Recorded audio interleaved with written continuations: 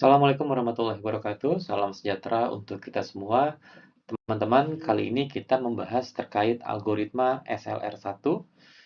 Baik, ya, di sini kita masuk saja langsung ke contoh soal algoritma SLR1 dengan contoh soal yang mirip seperti di video kita sebelumnya, yang dimana diketahui dengan CFG variabel S menghasilkan variabel A menghasilkan A kecil A besar atau menghasilkan B ya. Jadi teman-teman bisa lihat di sini ini kita menggunakan soal yang sama ya.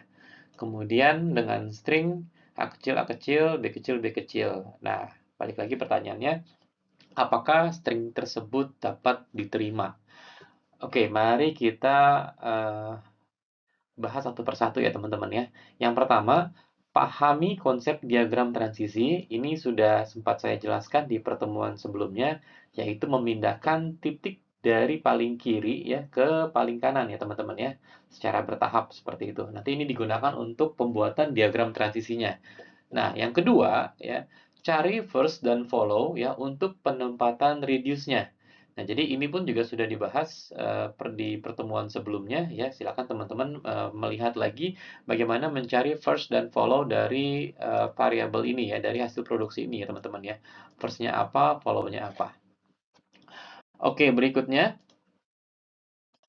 Nah, di sini kita sudah mengetahui ya dari CFG ini kita sudah memiliki first dan follow-nya, di mana untuk produksi S menghasilkan variabel AA, first-nya yaitu A, B, kemudian follow-nya di stack saja, ya.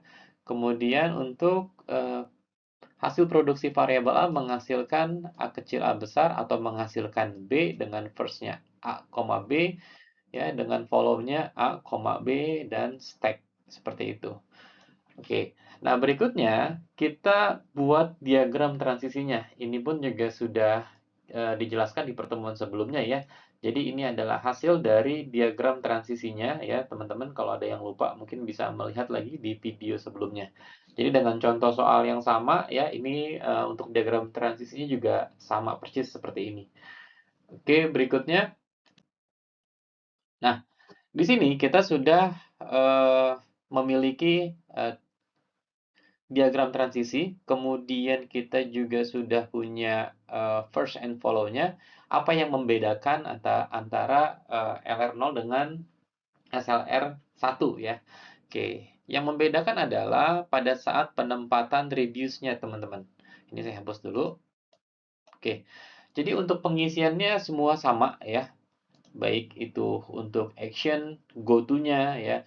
Mari kita lihat di posisi reduce-nya teman-teman ya. Bagaimana cara mengisi posisi reduce-nya. Oke, kita akan mulai saja ya. Nah, kita perhatikan dulu di step 4. Oke, step 4 di mana variabel A ya, variabel A menghasilkan B. Kita lihat di sini ya, variabel A ya menghasilkan B ya.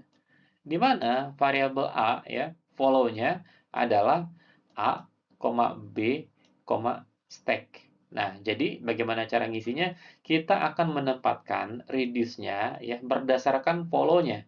Jadi di A ya di sini ya, kemudian di B di sini, kemudian stack di sini. Oke, kalau di pertemuan sebelumnya kita akan menempatkan reduce-nya di semua terminal dan semua dan stack-nya gitu ya. Nah, tapi kalau untuk SLR1 tidak, teman-teman. Jadi kita berdasarkan follow-nya kita tempatkan. Oke ya. Jadi teman-teman sudah paham kenapa ditempatin di A, B dan stack ya, karena follow-nya ini ya. Untuk variabel A follow-nya A, B dan stack. Di mana A menghasilkan B dari sini ya, teman-teman. Berikutnya untuk state 5. Kita lihat state 5. Di mana state 5 itu variabel S menghasilkan A besar gitu ya. Kita lihat S itu follow-nya siapa gitu ya. Untuk S ini, untuk S ini follow-nya hanya stack saja. Nah, oleh karena itu, kita akan tempatkan reduce-nya ya hanya di posisi stack saja. Di sini teman-teman ya.